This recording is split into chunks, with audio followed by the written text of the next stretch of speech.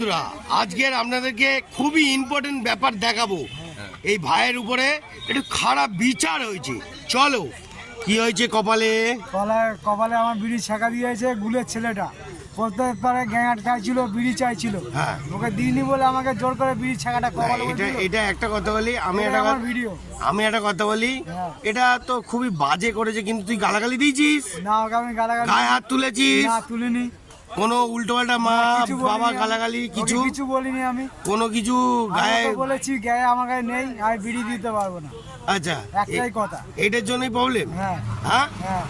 তো বন্ধুরা দেখুন, আর আপনারাই বিচার করুন, ঠিক আছে? ভাইটার কিন্তু কপালে বিড়ির ছ্যাঁকাটা দেওয়া, এটা খুবই অন্যায় করেছে, এটা আমি বলবো, এটা খুবই বাজে করলো। যেই করো এটা করো না, প্লিজ রিকোয়েস্ট করলাম, ভেরি ভেরি প্লিজ করো না। মানুষকে ভালোবাসায় ভরিয়ে তোলো, আরো জ্বলবে, আরো জায়গাটা জ্বলবে, কি তাই তো? হ্যাঁ, জ্বলবে। জয়গুরু, এটা জয়গুরু বলে দে। জয়গুরু।